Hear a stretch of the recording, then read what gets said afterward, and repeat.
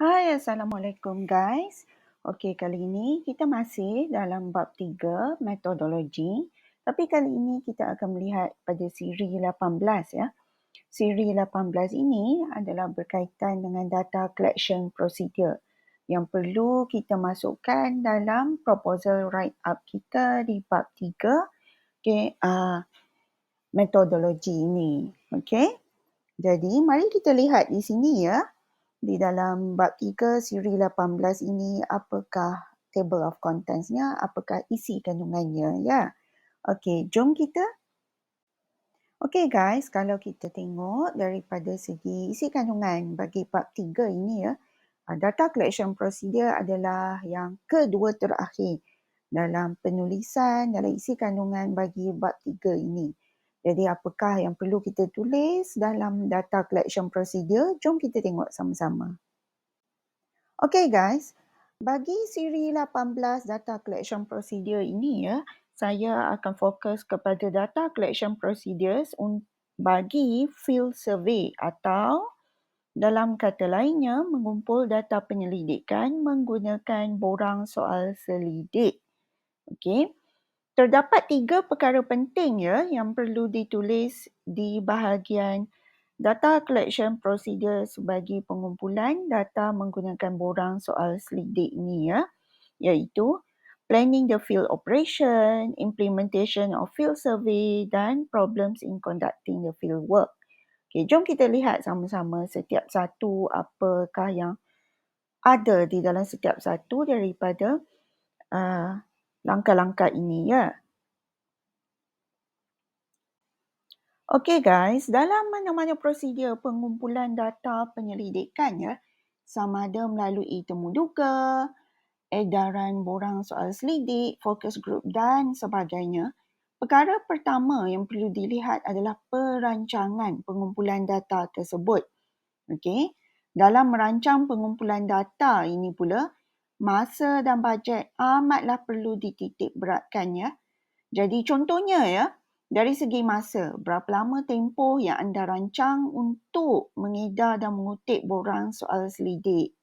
Dari segi bajet pula, berapa banyak borang soal selidik yang perlu dicetak? Berapa tempat lokasi kajian yang anda akan pergi? Berapa kerap anda akan pergi ke lokasi kajian tersebut? Semua itu akan mengambil kira kos. Dan kos-kos inilah yang perlu kita lihat dalam perancangan bagi data collection procedure ini.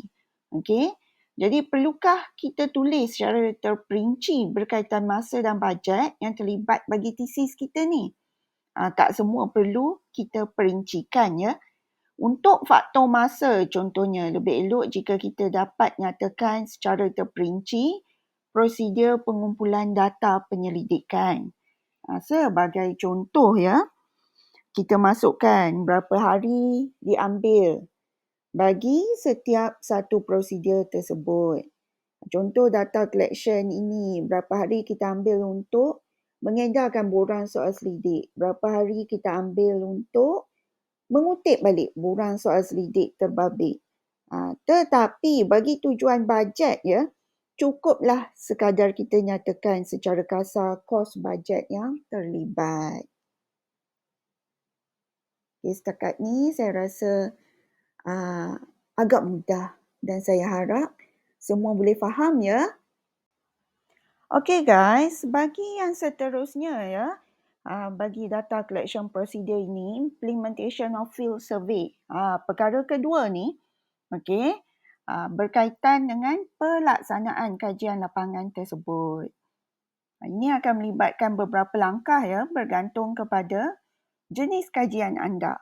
Sebagai contoh ya, adakah kajian anda memerlukan anda memohon kebenaran daripada pihak tertentu sebelum kajian lapangan dilakukan? Okay, sebagai contoh, adakah anda perlu mendapat surat kebenaran daripada jabatan tertentu bagi melancarkan proses pengumpulan data anda? Jika ya, okay, dalam tesis nanti, anda perlu nyatakan, okay, jabatan mana, pihak mana yang perlu anda temui untuk mendapatkan kelulusan atau kebenaran tersebut. Kemudian, dalam penulisan tesis juga, anda perlu senaraikan lokasi bagi kajian lapangan anda. Berapa lokasi yang terlibat? Apakah senarai-senarai nama lokasi tersebut? Sebagai contoh, jika kajian anda melibatkan sekolah, anda perlu senaraikan nama dan alamat sekolah yang terlibat dalam kajian tesis anda. Setakat ni harap-harapnya semua jelas dengan penerangan saya. Okey guys, dan perkara terakhir bagi proses pengumpulan data penyelidikan anda adalah potensi masalah yang akan berlaku atau telah berlaku semasa anda mengumpul data penyelidikan ini. Semasa anda menulis proposal penyelidikan bagi tujuan pembentangan proposal defense, anda boleh senaraikan sama ada satu, berdasarkan pengalaman-pengalaman lepas ataupun past literature anda boleh senaraikan anticipated problem apa dia, masalah-masalah yang mungkin akan anda hadapi berkaitan dengan pengumpulan data penyelidikan ini. Sebab pengumpulan data penyelidikan secara langsung belum dilakukan Tetapi jika anda telah melakukan pilot test sebelum proposal defense, anda boleh masukkan juga permasalahan yang anda hadapi semasa menjalankan pilot test bagi kajian anda itu di sini. Setelah anda mengumpulkan data penyelidikan, dah selesai proposal defense, dah kumpul data penyelidikan, anda boleh tambahkan lagi permasalahan-permasalahan yang anda hadapi semasa anda mengumpul data penyelidikan tersebut. Boleh tambah lagi di sini berdasarkan pengalaman anda nanti setelah anda melakukan atau menjalankan pengumpulan data penyelidikan nanti.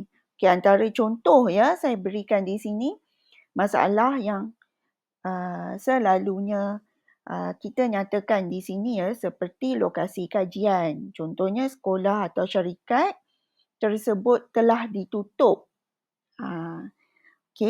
Ataupun sikap responden itu sendiri. Contohnya responden tidak mahu memberikan kerjasama semasa anda memberikan borang soal selidik untuk mereka isi Atau lokasi kajian yang sukar untuk diakses. Contohnya tiada pengangkutan awam atau kenderaan yang membolehkan anda pergi untuk mengumpul data penyelidikan di lokasi kajian tersebut. Itu kita boleh masukkan di dalam section ini di dalam bahagian ini. Problems in conducting the fieldwork. Okey. Lagi satu perlu diingat, selalunya tidak digalakkan untuk nyatakan masalah berkaitan kesuntukan masa untuk ditulis dalam permasalahan pengumpulan data kajian ini. Sebab masa ini selalunya kita boleh manage, kita boleh uruskan.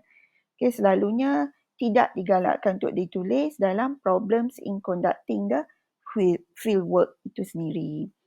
Okey, dengan itu tamatlah sudah bagi siri 18 ini Okey guys, dengan itu tamatlah sudah bagi siri 18 ini.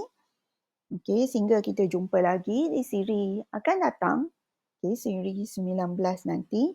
Dengan itu, sebelum saya undurkan diri, jangan lupa klik like, jangan lupa klik share dengan kawan-kawan.